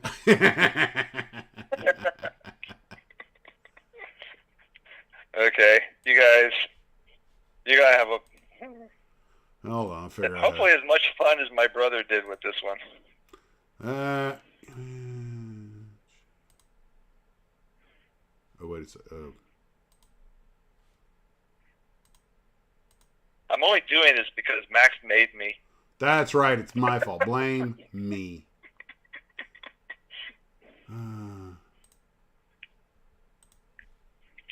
Okay, guys, here we go. From humble Avert beginnings. your eyes! And, dun, dun, dun. You know what? Hold on. Oh, my God. I'm not sure this show is going in the right direction. Okay, enough of that before I wind up talking to the you feds. actually look the same there. Okay. I can just see it now. I am gonna get something from YouTube. We have decided to cancel your existence. So now this has like been broadcast all over the world on the internet, Ken. So there goes those job opportunities you were talking about. Yeah, so much for those. There was a time when this was just considered good, clean fun. Now the FBI is investigating. I did send a video to my son while wearing my respirator saying, "I am your father."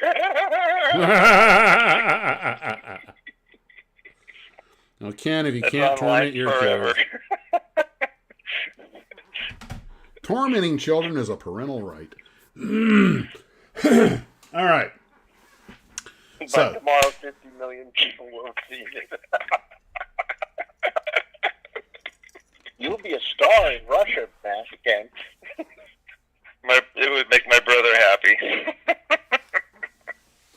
Yeah. Sadly, we lost Ken's brother a few years ago. To my T.G. McCoy says, "Oh my gosh." By the way, Fran Fierco, who you guys know on the channel as Rhonda, is he out here? Yeah. Fran, you out there? This is a vintage Hawk I hadn't seen him tonight. Huh? I hadn't seen him tonight. Okay. This is a Hawk model Comet that he gave me, the Comet 4. And I'm sure you guys are familiar with the story of the Comet. First jet airliner, but unfortunately, jet airliners were new, and they had square windows, and the aluminum was too thin, so they had some explosion decompressions. But, you know, I look at this, and I realize that, let me take a few parts out of here and take a look at them. These models were made on molds that were, decals are probably a little far gone, but these models were made on molds that were hand cut. And let me get a few of the parts up here. And really, I have to give them credit. These are some very good representations of the airplane. I mean, that's... Round 2's repopped that kit. Who did? Who did? Round 2. Did they? Yeah. I built that kit. It was on a viewer's build. Oh, yeah. That was the airliner build. I remember it. Yeah. You had the little support vehicle and everything. I'm not exactly sure why they have the this section separate. Was there any reason for that you could figure? No. Because the No. fuselage... Thanks, Shaggy Buds. Oh, you know what? I wonder if it wasn't so you could open it up so that people could see inside. Yeah. No, it is, so you can open it up after you put the interior in there. Okay, with the there you people go. in it. Yeah. Interesting. So it hinges up if you put the bulkheads in right. Ah! You're giving me a lot of credit there, or they are. Yeah. Yeah, I think I remember you I had posed to it move. that way. I had to move them around like 3 or 4 times till I got it right. Yeah, that explains why they included all the seats. Yeah. That's a very... It's a nice little kit. It really is. It really is. That's very innovative of them, given this. But it was a Hawk kit, you know, and you remember what you said about the molds from Hawk. Mm-hmm. You know, they made... Were they square windows or were they rounded? They're squared, I think. Oh, because Ryan says comet windows? Yeah. Yeah. Well, they're square, but they have slightly rounded corners. The Comet Rounded 1 edges. had actually okay. 90-degree angles on it. By the way, if I'm not mistaken, the first one that went down, it wasn't a window that blew out. It was a navigational hatch up by the cockpit, Yeah. which was they had also a bubble square. up in the top, Yeah, right. and that was with burst, and then the other ones were all windows. I read the accident report, the investigative report, because, you know, like you do. And actually, it was in my Time Life book on the airline builders. But one of the things they pointed out was that the reason they were able to isolate what had happened that way was, and sadly, the British became experts in accident investigation as a result of it. But what they had determined was that they found pieces of carpet, clothing, and the impression of a coin in the tail section that told them, okay, that meant the tail was on the airplane when this stuff was in the slipstream. And that helped them to figure out, you know, the series of events, you know, exactly how everything transpired. And to this day, the British are still some of the best accident investigators in the world. Well, what they did was they took a plane Mm-hmm. and they built a, for lack water of a better tank. word, yeah, and they filled it with water, and then they pressurized and depressurized the plane to do the landing cycles. And after so many cycles, it burst. And Well, then they filled the fuselage with water too. Yeah, but they overpressured the fuselage. but they overpressured it. Right. But by And then- using water, they were able to do it a lot faster. Right. And then it showed how it burst and where it burst, and then they kind of, that kind of narrowed it in, and then they redesigned the plane. But unfortunately, by the time they got the redesigned planes back into the air, it was about 3 years later, and the luster was off the crown. Well, And then by that time, of course, we had the 707, and yeah. everybody else had caught up. Mm-hmm.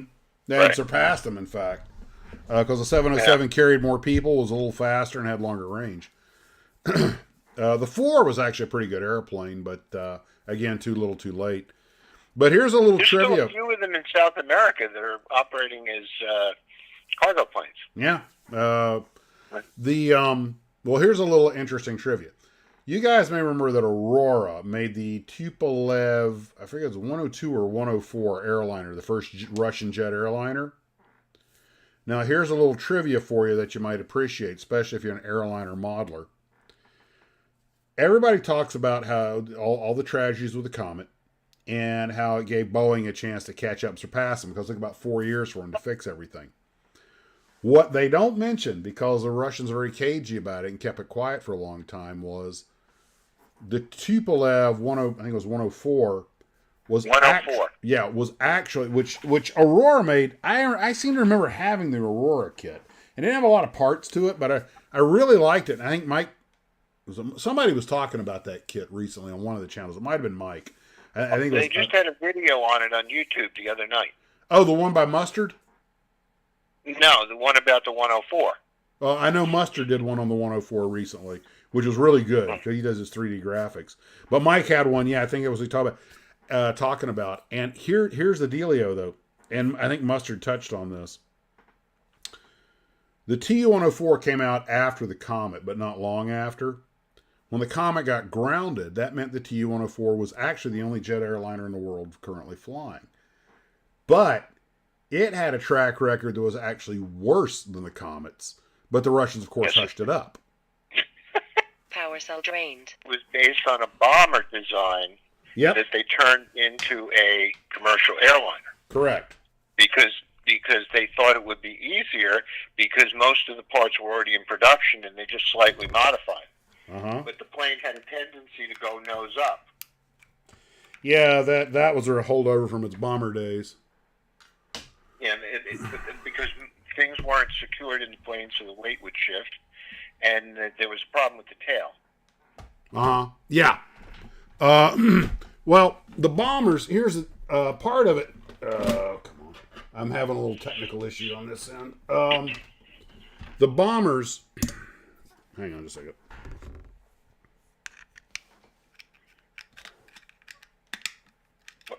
Somebody want their communicator back? I had, no, yeah. Scotty's calling me. Want my communicator back? No, it was the power cell was draining.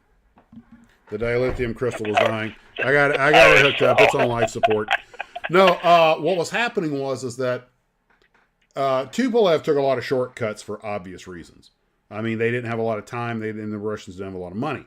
So, okay, let's use the wings and tail and everything. The bomber will fatten up the fuselage, stick these people in there. Well, when you change the fuselage and you change the weight and everything else, and the fuel and everything else, the center of gravity changes. And well, what happened is the plane would start getting very tail heavy, and they'd get into turbulence, and they couldn't. And nowadays we actually do upset recovery for this kind of thing, but back then they didn't do it, and the guys would wind up getting stalled out and couldn't get it back. Now, because of Air France 447 and a couple of others, in our airline training, they're starting to handle a lot. They want us to start flying ways that 5 years ago they wouldn't have dreamed of. It was all about straight and level, power out of stalls, and that kind of stuff. That don't fly anymore. Pardon the pun. So literally. So today, they're training airline pilots to fly almost like fighter pilots. If you get into a stalled configuration, rule 1, break the stall. Now, because we have underslung engines, and if you add power, it tends to try to make the nose pitch up. Then if you have to, retard some of the power and roll it over on its side and get that nose to drop through, whatever it takes to break the stall. Because I don't care how much power you have, if the wing is stalled, it's stalled and it's not generating lift. And it's a much better and much more aggressive program. If these guys had gotten that configuration back then, it just rolled the airplane on its side and let the nose fall through, they would have gotten and then rolled level. But then that airplane with the engines and the wing roots, probably you could have kept that in power. But here's the thing people don't understand, and it's kind of counterintuitive. As big and heavy as an airliner is, when you push the nose down, especially up in the thin air, you have to burn unbelievable amounts of altitude to get your speed back, even if you firewall the throttles. It's really surprising how long it takes to recover. And you would think with gravity pulling you down, you would build speed up real fast. But it's not always the case because you're in such a low energy state. You have so much ground to make up. Yeah, if you're up at cruise speed and you push the nose over, it'll go through red line really quick because you already have your inertia going. But if you've gotten the airplane slowed up that much, it can take 16,000 feet to get your speed back to where the airplane will fly normally and you're above green dot, best lift over drag. Apologize for talking like a pilot. But then the recovery has to be extremely gentle because if you pull the nose up too quickly, the airplane will just go into an accelerated stall. In fact, a technique I've developed is just to bump the trim and let the nose come up naturally. And you got to keep the G level down because airliners aren't made for hard aerobatics. You got maybe 1 negative and 2 positive, 2.5 positive G's. You start pulling more than that, you can start pulling parts off the airplane, and it's happened. They've had guys that got themselves or going too fast, got into turbulence, started honking all the controls, and wound up pulling pieces off the airplane. Well, that's a cheery thought. Which one? All of them. But they're really getting onto this now, because there have been, boy, how can I put this? In the days of yore, the 50s, the 60s, the 70s, when jets were still fairly new, they and guys were flying Century Series fighters with very nasty characteristics. They just pummeled swept wing aerodynamics and all this stuff into pilots. The early 707s had quite a few mishaps because guys had come from straight wing prop driven airplanes into these high speed swept wing airliners that had very different characteristics. And it wasn't uncommon for these guys to get sink rates they couldn't get out of, especially in the 727, and all this kind of stuff. The 707 had a Dutch roll tendency. The DC-8 was actually fairly well behaved, but it didn't have speed brakes. So you would reverse the inboard two engines to get the airplane to slow down to come down. And the DC-8 apparently loved to hang on to altitude. So all these airplanes had their gotchas. And if you notice, the older airlines, like the Comet and the Caravelle, had enormously large wings on them. They were swept back, but they had very big wings. That was because the engines didn't produce a hell of a lot of thrust.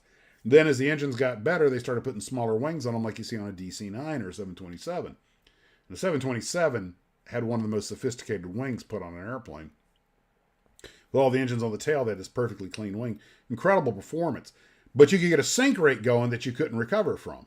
That thing would come down 6,000 to 7,000 feet a minute. And you really had to time your recovery early. And they had guys that drove them into the dirt because they just didn't, they didn't plan properly. Plane got away from them, got too much of a sink rate going. And so they really had to pummel this stuff into you. Well, over time, airplanes got more sophisticated. They worked a lot of the kinks out of them. They built in automation. So it got to the point where it was much, much safer. The airplanes were much better behaved. A little less capable in some regards, but much, much tamer. So what happens? What do you think happens to the training when the airplane gets safer? Well, there's really no reason to teach these guys this because they can't do it or they shouldn't be doing it. They start teaching good habits and well-behaved airplanes. But then situations nobody foresaw occurred, and the guys aren't up to the task. They don't know how to get out of the situation because it hadn't happened in 10 years. So now they're back to teaching us. They're getting more into the swept wing aerodynamics, understanding center of pressure, all this other stuff, mock trim, mock tuck, and stuff that they hadn't taught for 20 or 30 years because the planes were so safe and the Airbus won't let you do it. Then nobody anticipated these guys getting up to 30-odd thousand, almost 40,000 feet, and pushing and pulling the controls in different directions because they weren't talking to each other. And the CRM broke down, and all of a sudden, next thing you know, the airplane's in a deep stall, coming down belly first. And the captain apparently came up on the flight deck, saw what was going on, firewall the throttles, had them push the nose down, but they were down to about 8,000 feet, and they needed 18,000 to recover. Splash. And that caused a lot of navel gazing, but it also caused people, a lot of training departments around the globe to go, maybe these things, maybe they really still need to be real pilots. And the next thing I know, our training scenarios started getting a lot more demanding, which was all for. I love it, and it's great. We're safer now than we've ever been because of those mishaps. And on a cheerier note, Howard, you would be happy. Steve's calling the F-101 the Widowmaker. Yeah, the F-104 in Germany. Don't pick my Beaumark. Your Beaumark's beautiful, Ken. I was just looking at it earlier today. Okay, wait a minute. That sounded really wrong. Let me explain. Ken built the black and white Beaumark that I have on the shelf. It was a vintage Beaumark kit that was gifted to me by a glue trooper But Ken had built one as a kid that had gotten destroyed, so he wanted to rebuild it. So he did it, did a magnificent job. I have it on the shelf in the garage right now, and I was just looking at it earlier today. Clear that up before somebody gets the wrong idea.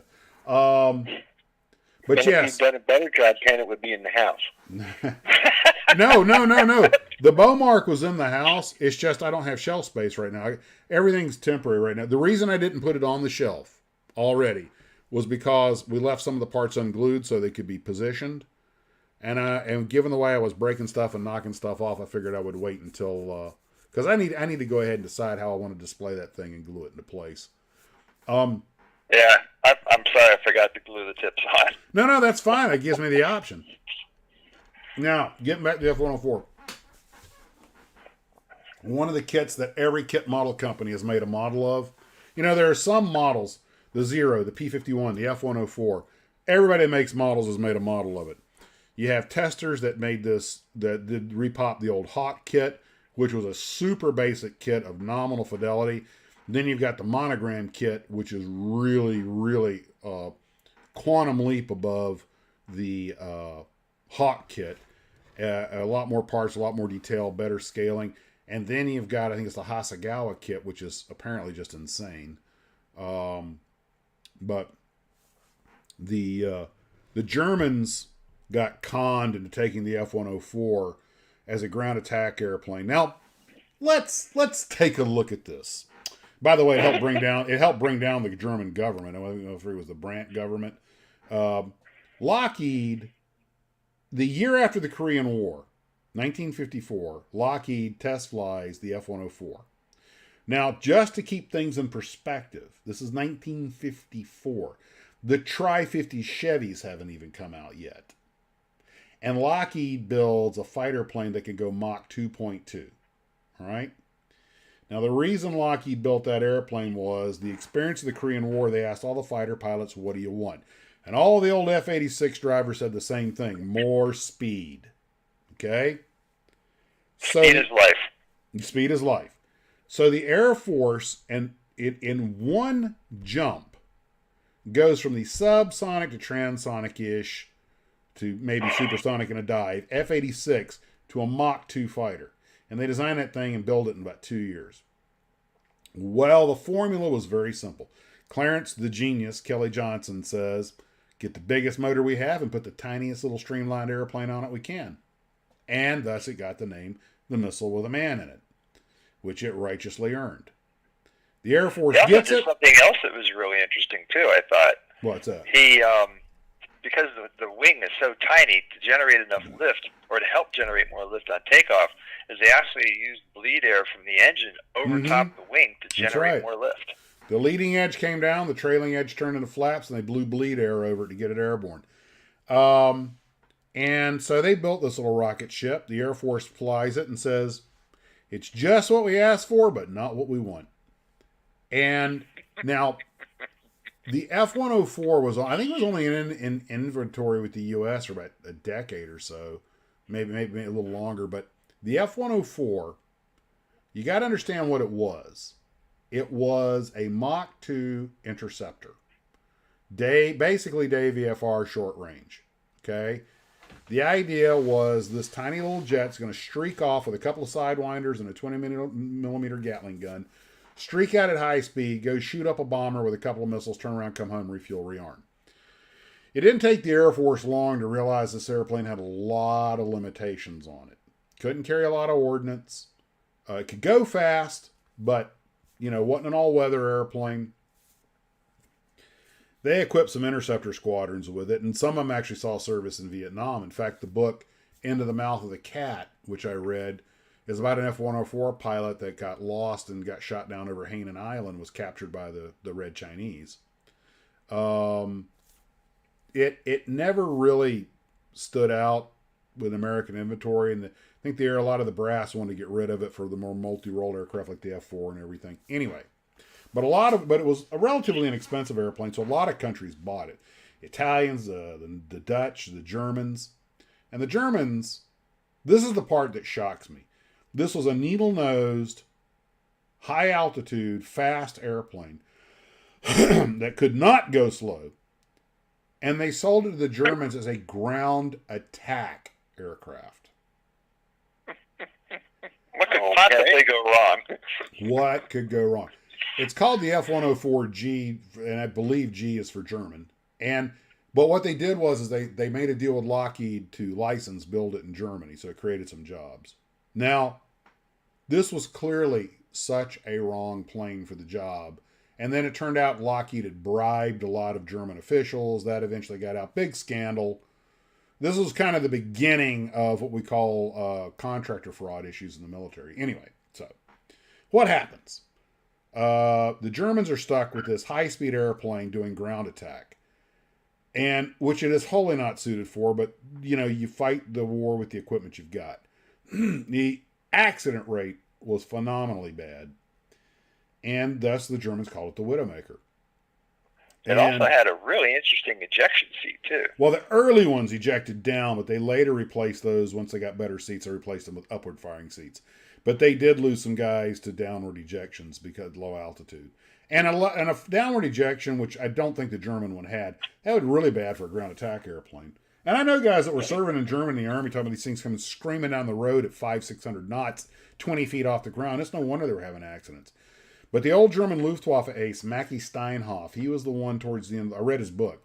He's the one towards the end of the war that was his Me-262 coughed an engine on takeoff, and it crashed on takeoff, and he got really horribly burned.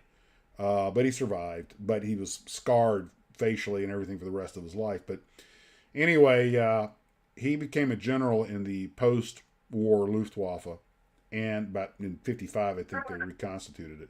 So what happens? Steinhoff goes, why are we having... They put him in charge of figuring out why they were having so many accidents, and he figured it out very quickly. He goes, it's because we're not training our people thoroughly. We're taking too many shortcuts. He said, the answer to safety is training. When you're all done, more training. So he came up with this brutal training regime, and as a result, the accident rate plummeted. It didn't hurt that not long after that, the Germans finally got some better airplanes for ground attack. But the point being that the problem was pilot training. You can't really blame the equipment. Very few of these accidents were equipment failure. Most of them were pilot error. But you're taking these green pilots, 20, 21 years, 22 years old, slamming in a Mach 2 jet, making them fly at treetop level to attack ground targets. I mean, God, that was just a crime. And then after Steinhoff was done with his program, which they institutionalized, the problem, I wouldn't say it went away, but it was greatly diminished. And the F-104 was... Now, here's the irony. The Italians flew the F-104. They were the last government to retire the F-104. And they retired them in like 1991. I mean, they flew those things forever. They had the lowest accident rate of anybody, including the U.S. Air Force. And when people looked at why, they realized... They just not fly them? No. They... No, but you're half right. The Italians used the airplane the way it was supposed to be as an interceptor, but they never pushed it to its limits. The plane could do Mach 2.2, but they always flew it below that. They had a lot of safety rules in place and limitations, because the way they saw it, and rightfully so, I might add, is the airplane is a missile truck. The reason it goes fast is to be able to get quickly out to where it's needed. But it's not its job to go fast all the time. Go out there, find your target, shoot your missile, come home. But, for tea and metals. And that's your job. So they flew it that way, and they flew it high. They flew it fast, but not as fast as it could go. And, they had good safety protocols. They didn't try to go strafing with it. Because you always want to hold on to your target as long as you can. Well, the thing is, they flew the airplane well inside its envelope. They didn't get cocky, and as a result, they had a very low accident rate. And the pilots loved the airplane. I mean, who wouldn't, man? That thing's this is the people that gave you the Ferrari. And that tractor company, what's it called? Lamborghini. Lamborghini, yes. Lambo. You don't want to sell the pile, make my own sports car. And Alfa Romeo. I'm sorry, but that's Alfa Romeo. Everybody gets quiet. It's also, we need to fix it every day.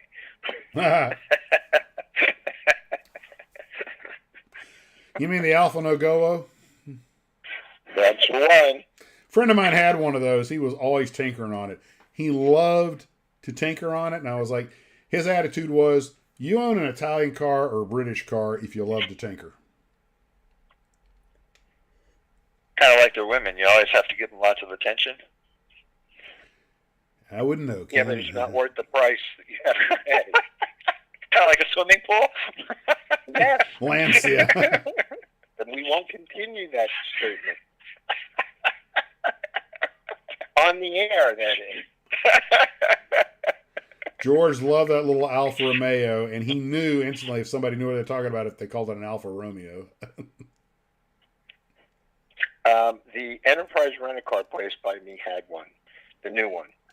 And somebody picked it up at the Baltimore airport, which is about 110 miles away. They got about 30 miles outside of the airport, and the car had like 300 miles on it, and the dashboard lit up like a Christmas tree, and the car went into limp mode. And they drove it down here in limp mode and went to the Enterprise place and said, something wrong with the car, you got to give me another car. They said, well, why don't you go back? He said, well, I was coming here. So they took the car. The nearest Alfa Romeo dealer to get it fixed was 175 miles away. What was Enterprise doing with an Alfa Romeo in the fleet? Oh, they have a premium section of cars that you can rent at the airports. Yeah, 300 miles before breakdown hardly qualifies as premium. Yeah, well, you know. The only Alfa Romeo I intend to own comes in 124 scale. Let me tell you something. There were two things about the car that was really kind of nice. Number one, the interior smelled great. Well, it's only 300 miles on it. I know, but I mean, the leather smelled great. And when it was fixed, that thing ran like a rape babe. I mean, it was fast. I couldn't believe how fast it was. So, I had a Fiat. For an analogy. Yeah, I had a Fiat 128 wagon with a little four-banger in it. And I was amazed how fast that thing was for a station wagon with a four-banger. And I was like, that gum. I understand why people like Italian cars. They handle great and they do perform. When they're broke, when they're not broke. Fix it again, Tony. Exactly. When they're not broken. Which is what you're doing all the time. Is you're fixing them. Why do Ferraris catch on fire all the time? Because they can. Because the O-rings on the fuel injectors dry up and the fuel injectors pop out and spray gas all over the engine. That's what you get for not driving it every day. That's nothing new. It's been going on for years. Why don't they fix it? They think they did. You should be privileged to own a Ferrari. Well, Ken, I believe it's their way of punishing you for not driving the car every day. I actually understand that I think it's Ferraris, if the battery goes dead, you can't just jump start them. If you do, you'll fry the entire electric system. Yeah, I've heard that. Yep. And do you know that if you want to buy, let's say they come out with a new Ferrari, and it's a really fast car, they will not sell it to you unless you've had other Ferraris. Because they feel you need the skill to be able to correctly drive the car. Okay. So let's say you won the Mega Millions tomorrow, Max, and you went to the Ferrari dealer and wanted to buy a Ferrari Enzo. They would politely tell you to leave. Yeah. You could buy a lesser Ferrari, and then trade up. But they would or find somebody that's owned a Ferrari, get it in their name, and then buy it from them. Well, or what you do is you just buy it through a third party. But I had a friend of mine many years ago that he just bought an old Ferrari. I don't know how old, but it was definitely used. And he right after he got it, he took it to the Ferrari dealership, and he said, I'm thinking about trading this in. Can I try out one of your new Ferraris? And they said, okay. They threw him the keys. Said, come back in a few hours. The only Ferrari I ever owned was a model, and I sent it to John Kitt to make a slot car out of. I had a friend of mine who was quite well known in the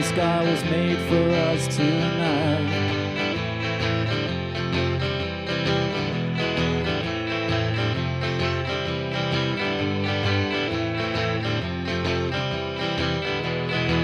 Oh, the passenger, how he rides.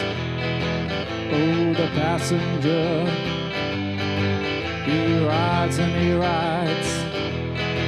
He looks through his window. What does he see? He sees a silent, hollow sky. He sees the stars come out tonight. He sees the city's ripped back sides. He sees a winding ocean drive. And everything was made for you and me. All of it was made for you and me. 'Cause it just belongs to you and me. So let's take a ride and see what's mine.